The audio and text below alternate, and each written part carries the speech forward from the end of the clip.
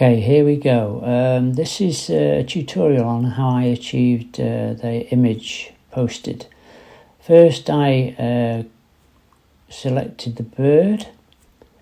I then duplicated it. Now we need to change the background picture to not show the bird or the branch, and so we selected it. We selected the bird and the branch, and then used content-aware fill on Photoshop, generated fill I should say, to replace everything that we've selected, and it makes it look like it belongs to the background. Remember this, I still have a copy of the bird above this image, so that's not affected.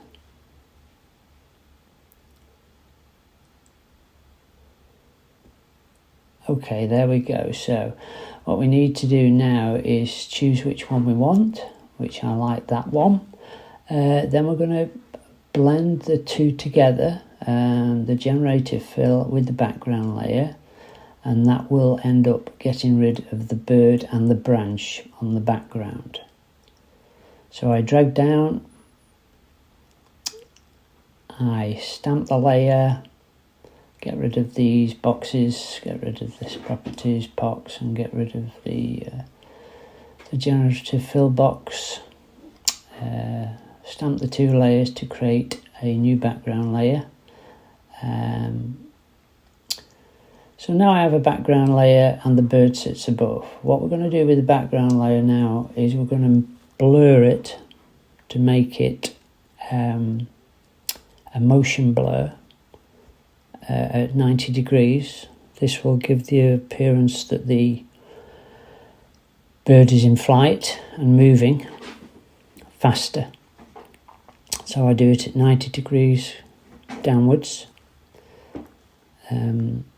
I like to do this on a high setting to get the background really blurred, really a real motion blur in the background. Yep,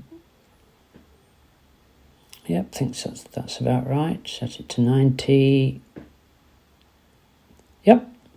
Okay, so now we've got a background with motion blur. We now go to the image on the top, which has got the bird on. I don't need that other second picture with the bird at this time, so I'm going to delete that. So I'll drag that picture down from the top and pop it in the bin to get rid of that. Now I'm going to highlight the Control and T the bird and move it to a position I'm happy with. That's okay. Click. So now I'm going to duplicate the bird again. This is at the time you should do it. So now we have two birds on top of each other, but what I want to do is blur the bottom bird, and motion blur again. But I don't want the motion blur to be as strong because you start to lose a bit of the definition. So I'll click motion blur. Instead of it being 1344, I'll probably do it around the 500 mark. Let's get to what I'm happy with.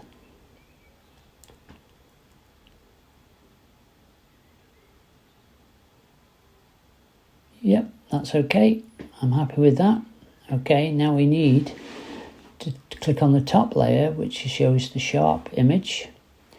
But we need now, as you can see, there's a blurring underneath the face of the bird and the front wings of the bird. We need to get rid of that. So we've put a new layer on, and we're going to delete all the blurring that's underneath by using a brush at 100%, because the blurring wouldn't occur at the front of the bird, it would be behind it. So we get rid of all that blurring around the edges.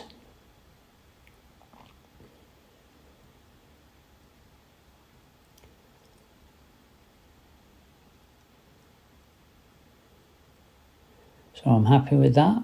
That looks good to me.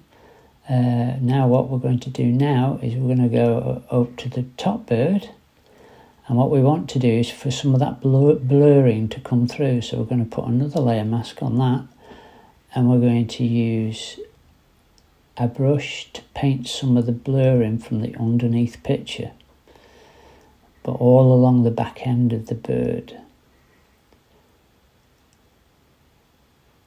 And that gives the appearance of it coming down at speed, but its head's still in focus and the front wings are still in focus. We have to make sure that we have to blend the two together, so I'm doing less opacity and just fetching some of the blur, taking some of the blur away so that the two mix together, because if they don't, it will look very obvious. So I'm happy with that. What we need to do now is crop the image. So I crop the image to a size that I'm happy with.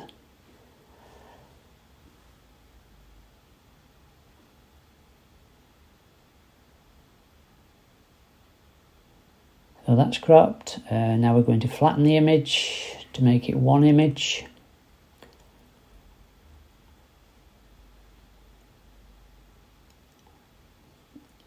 Okay. Now we're going to just do a little bit of a pop of colour by intensifying oranges, blues and yellows.